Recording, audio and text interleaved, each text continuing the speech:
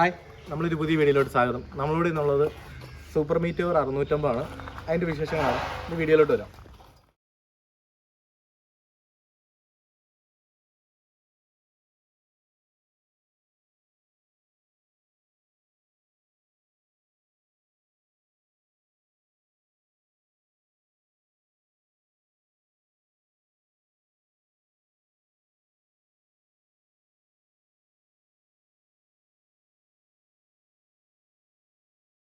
ആദ്യം നമുക്ക് ഹെഡ്ലൈറ്റിൽ നിന്ന് തുടങ്ങാം. ഹെഡ്ലൈറ്റ് വരുമ്പോൾ ഒരു LED ഹെഡ്ലൈറ്റാണ് വരുന്നത്.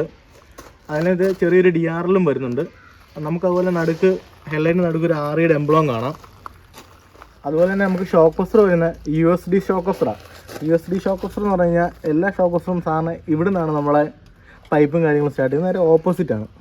ഇതാകുമ്പോൾ അത്യാവശ്യം ഹൈവേ ക്രൂസിങ്ങിന് യാത്രാസുഖവും കാര്യങ്ങളൊക്കെയാണ്. അതുപോലെ തന്നെ നമുക്ക് ഷോക്ക് ഓഫറിന് ഒരു റിഫ്ലക്ടർ കാണാം. നമുക്ക് വൈറ്റും കാര്യങ്ങളും അത്യാവശ്യം ഒരു വിസിബിലിറ്റിയും കാര്യങ്ങളും കിട്ടും. പിന്നെ അതുപോലെ ടയർ സൈസ് വരുന്നത് 19 ആണ്. 19. അതുപോലെ തന്നെ അലോയ് വീലാണ് വണ്ടി വരുന്നത്. കമ്പനി അലോയ് വരുന്നതാണ്. അതുപോലെ തന്നെ ഡ്യുവൽ ചാനൽ ABS ആണ്. അതുപോലെ നമുക്ക് ഇൻഡിക്കേറ്റർ വരുമ്പോൾ അത്യാവശ്യം നല്ല ഫിനിഷിങ്ങിലാണ് വന്നേക്കുന്നത്. നമ്മളൊരു സമയത്ത് റോയൽ എൻഫീൽഡിൻ്റെ ഇൻഡിക്കേറ്റർ മൊത്തം ഒരു കംപ്ലയിൻറ്റ് ഉണ്ടാകുന്നത്, ആ ഗ്ലാസ് പൊട്ടിപ്പോകുന്നത്. ഗ്ലാസിൻ്റെ അകത്ത് പക്ഷേ ഈ പ്രാവശ്യം ആ കംപ്ലയിൻ്റൊക്കെ നേരത്തെയാണ് വന്നേക്കുന്നത്. അത്യാവശ്യം ക്വാളിറ്റിയിലാണ് വന്നേക്കുന്നത്. കംപ്ലയിൻറ്റോ കാര്യങ്ങളൊന്നും വരുന്നില്ല. ഇതാണ് നമ്മളെ സൂപ്പർ മീറ്ററിൻ്റെ മീറ്റർ വരുന്നത്. അതിൻ്റെ അകത്തൊരു അനലോഗും ഡിജിറ്റലും കാണാം. അതുപോലെ തന്നെ വലത് സൈഡിൽ ഒരു ചെറിയ ഇതാണ്. ഇത് നമുക്ക് ബ്ലൂടൂത്ത് കണക്ടിവിറ്റിയും ഗൂഗിൾ മാപ്പും ഒക്കെ ആക്ടിവേറ്റ് ആക്കാനാണ്.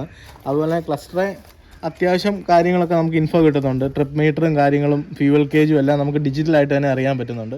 അത്യാവശ്യം കുഴപ്പമില്ലാത്തൊരു മീറ്ററാണ് നമുക്ക് വന്നേക്കുന്നത്. അത്യാവശ്യം ഇൻഫർമേഷനും കാര്യങ്ങളൊക്കെ ഉണ്ട്. നമുക്ക് അത്യാവശ്യം യൂസർഫുള്ളാണ്. നമുക്കാകുമ്പം ബാറ്ററി, ഇൻജക്ടർ, ABS എല്ലാം ഫുള്ള് സെൻസറും കാര്യങ്ങളെല്ലാം നമുക്ക് മീറ്റർ തന്നെ അറിയാനും പറ്റുന്നുണ്ട്. ഇതാണ് മീറ്റർ 650ൻ്റെ ബാർ ഹാൻഡിൽ വരുന്നത്. അത്യാവശ്യം നമുക്ക് പൊക്കവും കാര്യങ്ങളൊക്കെ ഉള്ളതാണ്. അതുപോലെ തന്നെ അത്യാവശ്യം വൈഡുമാണ്. നമുക്ക് ഹൈവേ ക്രൂസിങ്ങിനൊക്കെ പക്കയായിട്ട് ഉപയോഗിക്കാൻ പറ്റുന്നതാണ്. നമുക്ക് അത്യാവശ്യം യാത്രാസുഖവും കാര്യങ്ങളും തരുന്ന ഒരു ഹാൻഡിൽ തന്നെയാണ്. നമുക്കിതിന് വേണ്ടി എക്സ്ട്രാ പൊക്കമൊന്നും കൂട്ടുണ്ട്. അത്യാവശ്യം ഹൈറ്റും കാര്യങ്ങളൊക്കെ ഉണ്ട്.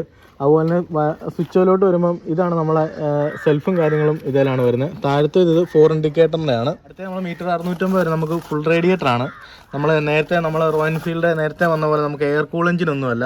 നമുക്ക് അത്യാവശ്യം ലോങ്ങും കാര്യങ്ങളും അത്യാവശ്യം നിർത്താനേ പോകാനും പറ്റും. അതുപോലെ തന്നെ അത്യാവശ്യം കൂളിങ്ങും കിട്ടും. അതുപോലെ തന്നെ നമുക്ക് എഞ്ചിനിലോട്ട് വരുമ്പം ഡ്യുവൽ സിലിണ്ടർ എഞ്ചിനാണ്. ഡ്യുവൽ സിലിണ്ടർ എഞ്ചിൻ എന്ന് വെച്ചാൽ നോർമലി നമ്മൾ ഹാർലി ഡേവിഡ്സണിലൊക്കെയാണ് ഒരു സമയത്ത് കണ്ടുവന്നത്. ഇപ്പോൾ നമുക്ക് റോയൽ എൻഫീൽഡിലും ഉണ്ട്. റോയൽ എൻഫീൽഡിൻ്റെ 3 മോഡലിലുണ്ട്. ഡ്യുവൽ സിലിണ്ടർ എഞ്ചിൻ വരുമ്പം അത്യാവശ്യം നമുക്ക് വൈബ്രേഷനും കാര്യങ്ങളും കുറയും. അത്യാവശ്യം നന്നായിട്ട് കുറയും. അതുപോലെ തന്നെ അത്യാവശ്യം പവർ ഡെലിവറിയും കാര്യങ്ങളൊക്കെ പക്കയായിരിക്കും. നമുക്കൊരു വണ്ടി പക്ക സ്മൂത്ത് ആയിരിക്കും. ഡ്യുവൽ സിലിണ്ടർ വരുമ്പം നമുക്ക് വൈബ്രേഷൻ തീർത്ത് കുറവാണെന്ന് പറഞ്ഞ് നമുക്ക് വൈബ്രേഷൻ ഒന്ന് ചെക്ക് ചെയ്ത് നോക്കിയാലോ. ഒരു ഗ്ലാസ് വെള്ളം നമുക്ക് വണ്ടി വെച്ചിട്ടൊന്ന് ആക്സിലേഷൻ കൊടുത്ത് നോക്കാം, തുളുമ്പി പോവില്ലോ എന്നറിയാം.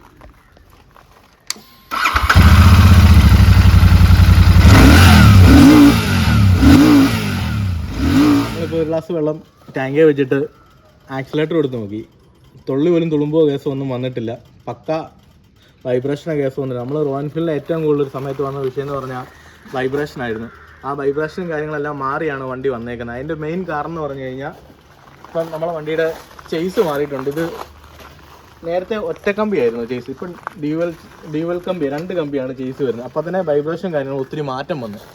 നേരത്തെ നമുക്ക് റോയൽ എൻഫീൽഡിൽ വന്നുകൊണ്ടിരുന്ന സിംഗിൾ ചേസ് എഞ്ചിനാണ്. അത് ഡ്യുവൽ ചേസ് എഞ്ചിനാണ്. ഇപ്പം പുതിയ എല്ലാം ഡ്യുവൽ ചേസ് എഞ്ചിനാണ് വരുന്നത്. ഈ ചേസ് വന്നേ പിന്നെ നമുക്ക് വൈബ്രേഷനും കാര്യങ്ങളും പക്കയായിട്ട് കുറഞ്ഞു. അതുപോലെ തന്നെ എഞ്ചിൻ അപ്ഡേഷനും വന്നതോടെയാണ് ഇത്രയും വൈബ്രേഷനും കാര്യങ്ങളും മാറ്റം വന്നത്. പിന്നെ ഇത് ഡ്യുവൽ സിലിണ്ടർ എഞ്ചിനാണ്. ഇത് വരുമ്പോൾ ഒട്ടും വൈബ്രേഷനോ കാര്യങ്ങളൊന്നും വരത്തില്ല.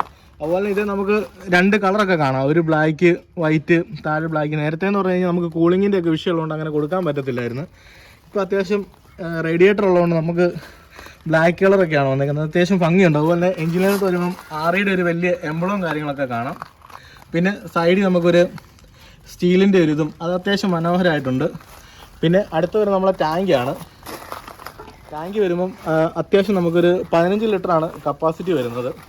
അതുപോലെ റോയൽ എൻഫീൽഡിൻ്റെ ഒരു എംബ്ലം കാണാം. വലിയ ഓവറായിട്ടൊന്നും അവർ ചെയ്തില്ല. ഉള്ള പക്ക നീറ്റായിട്ടാണ് ചെയ്തേക്കുന്നത്. നല്ല അടിപൊളിയായിട്ട് ക്രൂയിസർ ബൈക്കിന് വേണ്ട എല്ലാ ലുക്കും ഉണ്ട്. സൈഡിലോട്ട് വരുമ്പോൾ നമുക്ക് സൈഡ് ബോക്സ് ഒരു സൂപ്പർ മീറ്റർ 650 എന്നൊരു എഴുത്തൊക്കെ കാണാം. അതും അത്യാവശ്യം ഭംഗിയായിട്ടുള്ള അത്യാവശ്യം സ്റ്റാൻഡേർഡ് ആയിട്ടാണ് ചെയ്തേക്കുന്നത്. അതുപോലെ ബാക്കിലെ ഷോക്ക് ഓബ്സർ നമുക്ക് റോയൽ എൻഫീൽഡിനെ എടുത്ത് പറയേണ്ട ഒന്നാണ്. റോയൽ എൻഫീൽഡിൻ്റെ ഷോക്ക് ഓബ്സർ ഞാൻ വണ്ടി ഉപയോഗിക്കുന്നത് ഞാൻ നോക്കിയിട്ട് ഷോക്ക് ഓഫ് കംപ്ലൈൻറ്റ് ഏറ്റവും കുറവുള്ള ഒരു വണ്ടിയാണ് നമ്മൾ റോയൽ എൻഫീൽഡ് വരുന്നത്. അത്യാവശ്യം നല്ല യാത്രാസുഖവും കാര്യങ്ങളൊക്കെയാണ്. പിന്നെ അതുപോലെ തന്നെ ബാക്കിലും ഡിസ്ക് ബ്രേക്കാണ് വരുന്നത്. അതേപോലെ ഡ്യുവൽ ചാനൽ ABS ആണ്.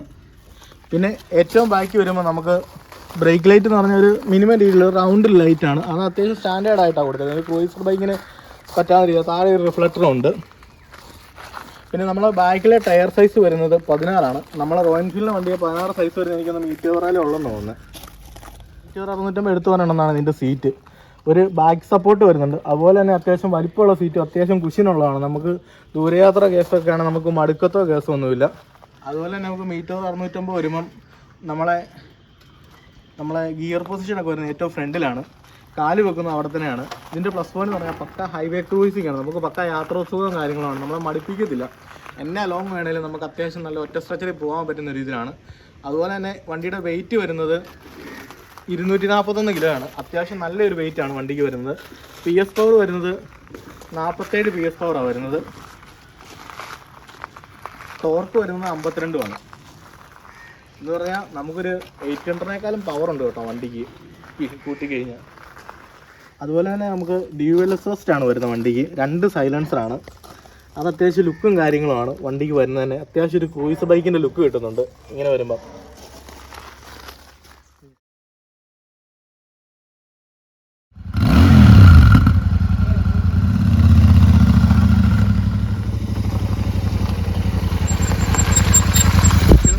ഓടിക്കാൻ നമുക്ക് പക്ക ഒരു ഹൈവേ ക്രൂയിസിങ് വണ്ടിയാണ്. പക്ക ക്രൂയിസർ വണ്ടി. നമുക്കൊരു വൈബ്രേഷനോ കേസോ ഒന്നുമില്ല. നമുക്ക് എന്താ പറയുക, നമുക്ക് നല്ല പക്ക ഒരു ഫീലാണ് വണ്ടി തരുന്നത് ഓടിക്കുമ്പോൾ. നമ്മൾ ശരിക്കും പറഞ്ഞാൽ ഒരു ബൈക്കിൽ നിന്നാണോ ഇത്ര യാത്രാസുഖം കിട്ടുന്നതിന് നമ്മൾ ചിന്തിച്ചു പോകും. അത്രയും വണ്ടി യാത്രാസുഖമാണ്. അതുപോലെ നമുക്ക് പക്ക റിലാക്സ് ആയിട്ട് വണ്ടി ഓടിക്കാനും പറ്റുന്നു. അതുപോലെ തന്നെ ഹാൻഡ്ലിങ്ങും കാര്യങ്ങളൊക്കെയാണ് പക്കയാണ്. നമുക്ക് ഹാൻഡിൽ ബാറൊക്കെയാണ് പക്കയായിട്ട് നമുക്ക് വരും. നമുക്ക് എന്താ പറയുക, നമുക്ക് ഹൈറ്റും കാര്യങ്ങളൊക്കെ പക്ക ഒരു അഡ്ജസ്റ്റ് പോലും ചെയ്യേണ്ട ആവശ്യമില്ല. അതുപോലെ തന്നെ നമുക്കിന്ന് വണ്ടി റിവ്യൂ ചെയ്യാന്നുണ്ടെങ്കിൽ ജേക്കബ് ചേട്ടനാണ്. ജേക്കബ് ചേട്ടൻ നിലവിൽ നാട്ടിലില്ല, പുള്ളി അമേരിക്കയിലാണ്. ജേക്കബ് ചേട്ടൻ നമ്മളോട് വന്നെടുത്ത് ചെയ്തോളാൻ പറഞ്ഞു. എന്നാലും വണ്ടി ചേട്ടനല്ല, താങ്ക്സും. നമ്മൾ മീറ്റർ 650 വിശേഷങ്ങളാണ് കണ്ടത്. ഇനി നമുക്കൊരു പുതിയ വീഡിയോ ആയിട്ട് അടുത്ത രീതിയിൽ കാണാം.